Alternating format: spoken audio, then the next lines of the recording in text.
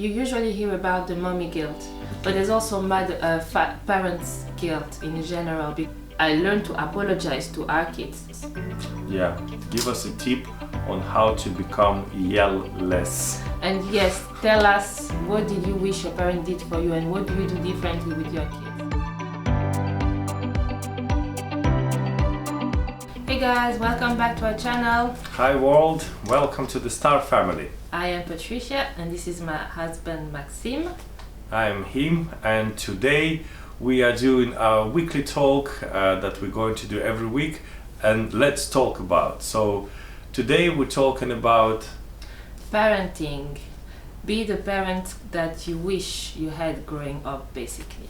Okay, so before we go into this, guys, please do not forget to subscribe to this channel, your likes, your comments below. And by the way, it's you that's going to tell us what we need to talk about in our next video. So please leave the comments below what topic we should pick up for our next video. So we're actually doing this for you guys. So so let us know what kind of topics you want us to talk about, the opinion that you want us to bring in some types of discussions. So we read all the comments, as we said. We will pick the most asked topic, if that's how you say it. So yeah, just leave your comments below and we will surely have a look at it. Okay, Mami, so what is the topic and where are we starting?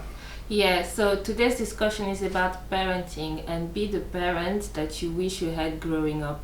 I saw this saying, or what you call it, when you go on Instagram, just scrolling through his Instagram, and I just saw this wording and I was like, that's interesting, because I have been doing this without actually knowing that I have been doing this. Okay, what have you been doing? So, first of all, I come from an African background. I'm Congolese, and the way that I looked at parenting, I took the good stuff that I think Congolese African parenting has, and I took away the bad stuff, the bad attributes. So I'm going to give example. When it comes to respect, there is a huge emphasis which is brought up on the kids that you have to respect your parent, you have to respect the elderly people.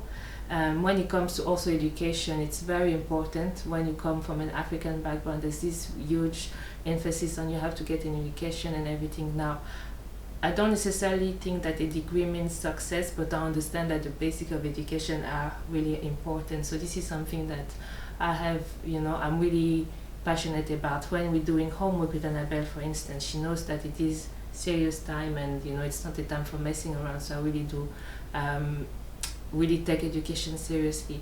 However, there's some aspects of the African way of doing parenting that I don't necessarily like.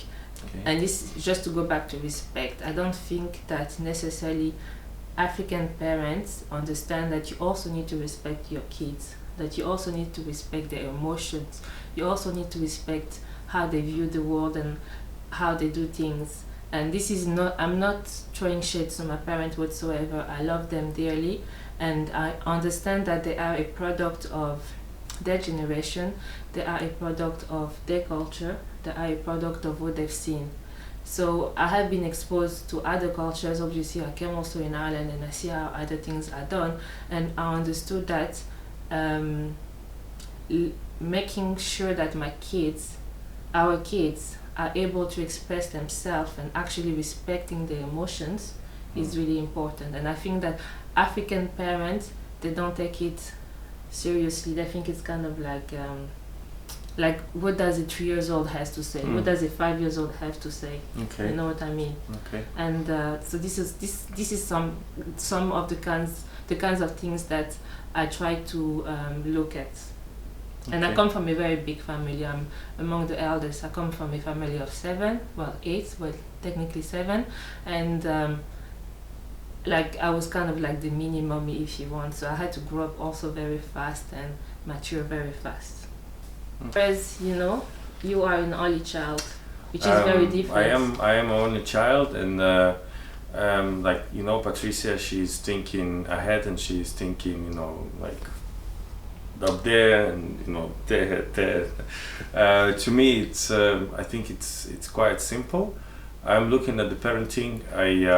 like first of all, I grew up without father. So when I was not a teenager, but when I was young adult, I always thought about that my child will have the best father. And what I do now with Annabelle and Kirill, I just kind of looking at myself from their perspective, and I just want to be that cool daddy. I just want to be that cool daddy that I never had, and whatever I do, I have this on my mind, like how they see this, so be that, I don't know, from going to the movie theater or going to the playground or whatever we do, whatever we go, I'm just thinking, like how would I, if I was this 4 years old, 5 years old, how would I want my father to be? So I'm just basically I'm trying to be that person for them. I'm being myself, but I'm always thinking how my kids seeing me, and that's from kind of the cool stuff from the parenting perspective. Again, I grew up in the times, if you guy knows, if you knows, the Soviet Union collapsed in 90s, and that was very tough time.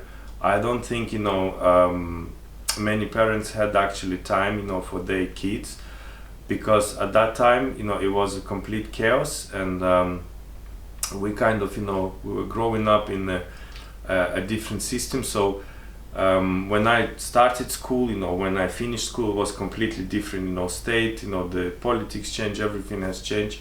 And I think, for my parents, for my grandparents, for my parents, that situation, the political situation, economical situation, it was very difficult, to comprehend. And I'm not saying that, we grew up as, the kids that nobody looking after, of course we had parenting, but I think again, I'm looking at as an adult, I think at that time, for many families, including my own family, the question was, okay, how do we survive? How do we provide for our kids, for our family? So parenting was kind of the second priority. But that was my like, this is when I was a teenager, and I'm kind of looking at the things that I've done as a teenager, and I try to remember them. I constantly I'm thinking, okay, my kids, this is their age now, what was I thinking? I'm trying to remember what was I thinking when I was that small, and obviously they're small now, when as a teenager, and I'm reminding myself, what did I like, what was my thing back then. Yeah. So I can not be this parent who's like, hey, it's my way and no other way, but actually think of what will be interesting to them, and how can I be not just a parent, but somebody that understands them. Yeah, that's really good. And something that I really love about you, love, is that you didn't have a father per se. However, you are really a good father, because you. No, I'm not saying that just because it's YouTube and to flatter him, but like from my perspective, the way African parents show love is through act of service. Putting food on the table for you is showing you love. Buying you clothes is showing you love, but they don't necessarily have this emotional connection with the kids. Okay. Like, I love the way that you actually take the time to talk to Annabelle, you take the time to play with Kirill, you take the time to actually have a discussion with them, even if it's about Spider-Man for Kirill, or Annabelle, she loves the nail polish. And I think building that emotional connection is very important. Yes, you're a great provider, but also providing this emotional support, because when your kids grow older and they're now financially independent, and you don't build actually an emotional connection with them, they don't need you anymore. So they don't feel the need to talk to you. They don't feel the need to actually have you in their life, because all you were is actually, for a lack of better word, a bank. Okay. Providing. So interesting. It is. This is something that I've realized, and things like cutting their nails, cleaning their ears. This is something that they will always remember, because this is what you were doing, and even playing with them. So I think the way that the some of the African parents show love, like I say, it's just through act of service, but they forget the emotional connection. And in this house, this is something that I learned, was to actually show physical, like hug, kiss, because this is not something that I experienced myself with my parents, because they're very clinical, and they're very what is the word that I'm looking for? I cannot find it in English, but it's very like shy. No, I can't even think about it now. But they're very shy in showing like emotional love, kissing you and hugging you. Reserved, voila, reserved. And I love that you're always kissing Annabelle, you're always kissing Kirill, you're always tickling them, and also saying I love you. You know, like a day doesn't go by in this house when I hear this I love you, I love you, I love you, I love you. And this is something that I really do love. So this is something that I'm doing differently myself, also kissing them, because I show my love through act of service. Cooking for my family brings me joy. Doing the laundry, although I hate the laundry, but doing the laundry, folding the laundry, making sure that the clothes are clean is how I show my love. But I had to also remind myself that you need to kiss them, you need to hug them, you need to tell them that you love them. And this is something that I learned from you. And I come from a family with 2 parents, whereas you come from a family with 1 parent. So growing with 2 parents doesn't necessarily mean that you have a better upbringing, if it makes sense, you know. And it's also culture.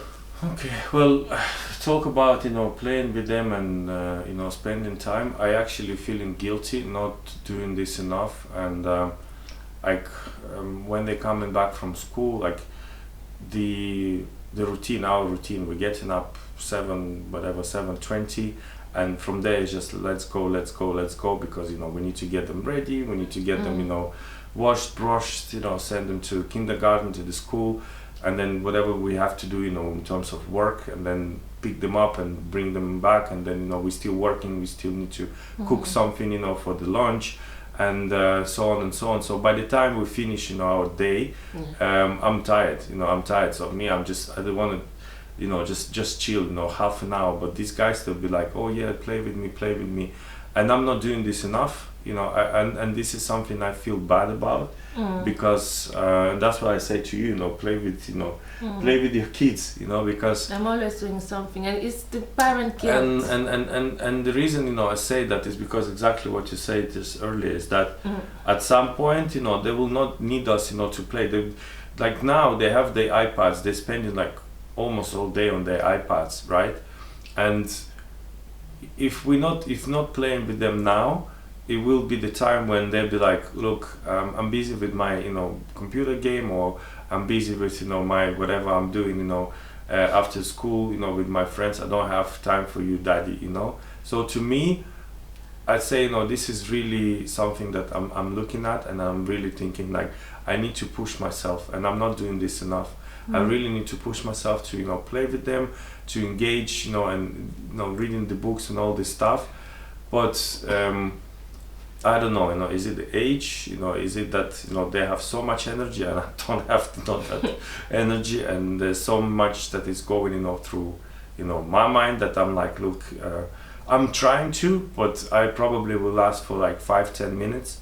So that's something that I really need to push myself, not just myself, but, you know, both of us. I understand. I hear what you say, and I think you usually hear about the mommy guilt, but there's also parents' guilt in general. Because for me, when I'm working hard, I know that I'm working hard because I want to be at a stage in my life where I don't have to work that hard, and I can be there for them, you know. And when I'm tired because I was working hard, and I want to just chill and they want to play, I'm thinking to myself, oh, I am so tired. But what I do like is that we do make an effort during the weekend to spend time with them, because during the weekend, when it's Friday, Annabelle will ask, oh, so what are we doing tomorrow? Because she's always looking forward to the weekend, because she knows that, you know, there's something will come up. And even doing homework with Annabelle, and now Kirill doesn't do homework yet because he's still in kindergarten, but he also comes in and doing the homework. So even doing the homework with them is sharing It's activity, it's the family activity. activity. Even yeah. picking them to school. And I know COVID has been hard, but working from home also is hard. However, I do appreciate the fact that we can drop them and pick them to school. True. And she loves it. Yeah. You know, Annabelle loves it, Kiri loves it. So Yeah. even doing that is actually also spending this extra time with them. You know, so I know the parent guilt is really strong and it should be kind of put aside. But I want to kind of talk about, I mentioned about respecting their opinions, and I think this is something that African parents don't necessarily understand, that if 5 years old and 4 years old have an opinion. When you're talking about this, you know, the African, you know, respect, yeah, I think that respect, it's what we call this respect, but it's like obedience, you know. It's not just respect, Yeah, it's complete obedience. because I'm older than you are, you have to abide, you know, whatever, you know, I say. Compliance. And, you know, and I think this is, you know, the Wow. respect, it should be earned, you know. It cannot be just be given because of, oh yeah, because I'm older than you are, now you have to respect me. I understand that, you know, many cultures, you know, do kind of, you know,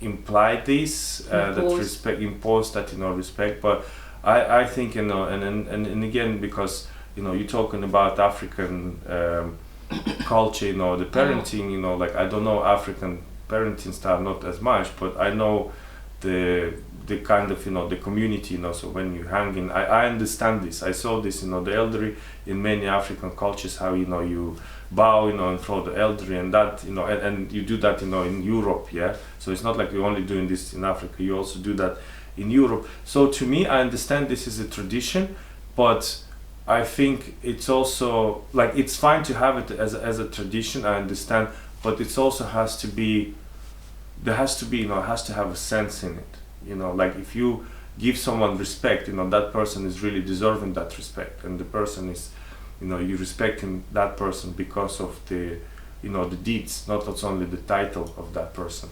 So coming back to parenting, I think the, you know, that respect, you know, you have to blindly, you know, respect me and abide me.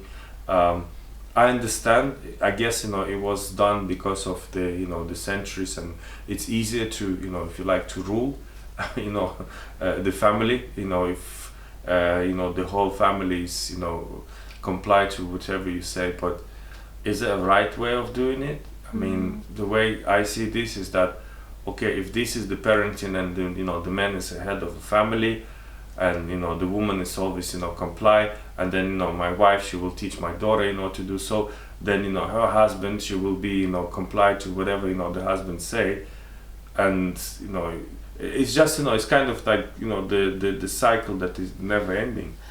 Okay, when it comes to respect, yeah, I like the way you broke it down by saying like compliance, because look, if I see an elderly person, I will give them that respect because they're older than me. Yeah, okay? You respect the age. I respect the age. Yeah. However, now that you're talking about obedience and compliance, I will respect them, but if, let's say, they tell me to do something that I don't necessarily agree with, I will respectfully decline it. Yeah. This is not something that I will have done in the past, but I will respectfully decline it, or just kind of be like, I'm gonna think about this, or just, you know, just kind of try to brush it off in a respectful way. However, I do believe that it is important. This is the African in me talking. I do believe that as a parent, your kids need to respect you, automatically or blindly, for lack of a better word. I do believe that they need to respect you. However, when they have that respect for you, you need to show them that you deserve that respect by doing certain things and conducting yourself in certain manner. And I'm going to give an example. I've never heard an African parent apologize to the kids. Okay. But this is something that I learned, and I learned it again from you. Okay. I learned to apologize to our kids. I will tell Annabelle that I'm going to do something, and then I don't do it, and she gets upset with me. Instead of being like, oh, I'm busy, I am mommy, or because I said so, I will apologize to her and say, mommy, sorry, I will do it later. Or I will promise her something, or I will snap at her because I'm impatient, and I always make sure to apologize. The same with Kirill. And I think that when you show this humanity, that I am not a robot, I am not a god, because there's this saying that your parents are are your God in this earth, and it puts a lot of pressure on parents, because as you grow up you realize that those parents are actually have flaws, and they're human beings, so they come down off that pedestal very quickly. So with our kids, I show them that mommy is a human being, mommy can make mistakes, and when mommy makes mistakes, she apologizes and she acknowledges it. So I think that's how I earned their respect, because I'm first of all respecting their emotions, and if I do something wrong, I do apologize for doing something wrong. So I want them to respect me automatically because I'm their mother. However, I want to keep their respect, and I want to earn that respect or increase that respect by showing them that I am a human being. I'm still your mother, but I am also a human being. Because as a parent now, there is no book, and I understand that now I see my parents as human beings, as a woman and a man who tried their best, who did what they could. Okay. I don't see them as those gods that they wanted us to see, but I see them as just a woman and a man who got together, had kids, and tried to make it work.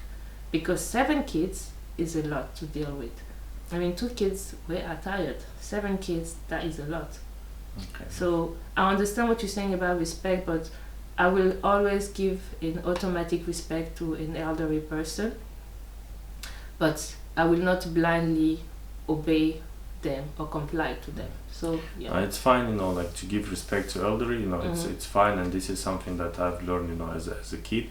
We always had, no matter what, like if you have, oh, this is uncle, this is auntie, yeah, not your, uncle, auntie, just you always have to, it's elderly, it's an elderly people, and that's what, and then, for the senior people, it's like, the grandmother, grandfather, whichever, and then again, it's not necessarily your, but you just address them as, oh yeah, grandmother, or grandfather, and that's how you address them, by their, name. And that's something, is just, by default, but I think again, people and kids, they have this, senses, right, as a, like a natural senses, and they feel that somebody is kind, somebody is right, then they will be, they will almost have this, respect, like it's a natural, but yeah, I don't think, it should be blindly, and yeah.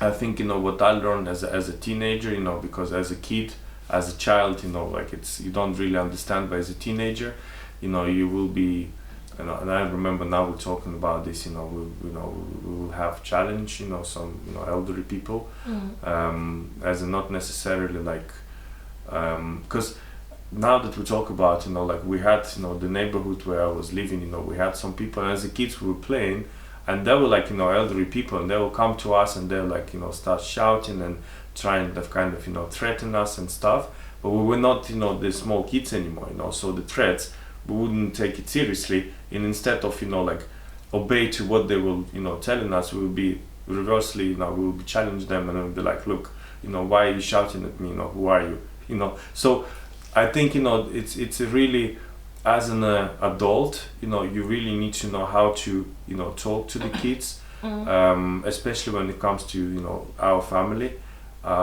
shouting, I mean, of course, Every parent shouts. every parent will shout, but like, what is that shouting giving you, because from what I learned, is that, every time you shout, you're showing your weakness, it's a sign of weakness. The same, with, kids, I'm trying not to shout, I'm trying to kind of, reason with them. Just a final thing for me is, I see you guys see how much I love to celebrate birthdays, and this is something that I do because it's something I wish I had. Like I said, I come from a family of 7, so can you imagine celebrating 7 birthdays in a year? So it is a lot financially as well, so it's something that I look forward to every year, to celebrate the person and just make them feel special. So that's why I really love birthdays, and I'm just literally trying to be the parent that I wish that I had. And again, it is in no shape or form a disrespect to my parents, because I understand that they did what they could, and I know for 100% sure they do love me, and they did everything that they could, basically. So when you see me celebrating birthdays and even Christmas, I love celebrating stuff. Christmas, birthday, Easter, when it's the summer, I'm looking forward to having activities for them. We cannot travel now, but when we were able to travel, I was looking forward to going for summer vacation. So doing all those little things is me ensuring that our kids have a childhood that I wish that I had. Obviously, I'm sure Annabelle in her little head and Kirill in his little head, they think they want something but maybe more, and I hope that they will take the same philosophy that we have and do even better with their kids, just improving with every generation. And at the end of the day, as long as they know that we love them and they see the love and we say that we love them, I think we're doing a good job. And I think the ultimate test will be when they become independent adults and they still want us in their lives. This will be the ultimate test to check if we actually did a good job in terms of parents. Because now the kids, there's gonna be the teenagers, the preteen, the teenager, the young adult, the adults. So it is only the beginning. And we're a Christian family, so for me, when I pray to God, it's just like I just always ask for wisdom to be a good wife, to be a good mother, and to be among other, because I wear many hats, so to just be wise in taking good decisions. I'm not perfect. I don't try to be perfect because this is impossible. However, I always try to do my best, and I just use this in everything that I do, as a wife, as a mother, and everything else. Okay, so I think this is good enough for the first episode of Let's Talk About. Guys, this will be a weekly thing. Yeah. So please do leave your comments. Tell us, what the next topic should be, and then we'll pick up, the most interesting one. We will definitely, have, if we have a couple of them, we'll do the vote, so you can actually vote, and we can select together, what the next topic will be. Yeah. Also, don't forget, if you want to support us, the link below, you can donate whatever, couple of dollars, couple of thousands, whatever you feel like, help us, to do better content, help us, spend more time on our YouTube channel and deliver more content for you. So yeah, and guys, I just want to actually read on the comments below. What are the things that you wish your parent did for you as a child? And if you're a parent, how do you maybe, like yelling, how do you not yell? Because this is something that we need to work on. Like I said, it's a journey. So give us tip on how to maybe yell less, because those kids, they are a lot. Yeah, give us a tip on how to become yell less. And yes, tell us, what did you wish your parent did for you, and what do you do differently with your kids? That's interesting. So yeah, let's help each other, and I hope you guys you're watching this, and if you read the comments below, maybe that will help you. So definitely let's have this topic open. Let's continue on this. We are parents, we're young parents, and we're learning as it goes. So yeah, thank you for watching our with video. us. If you stay till the end, thank you so much. You are the best. We appreciate it. So thumbs up. You actually liking our videos does help our channel. So please don't forget to like the video, comment, share the video, subscribe, and we will see you on to the next video. God bless. On to the next one. And stay safe. Bye. The Queen Wave.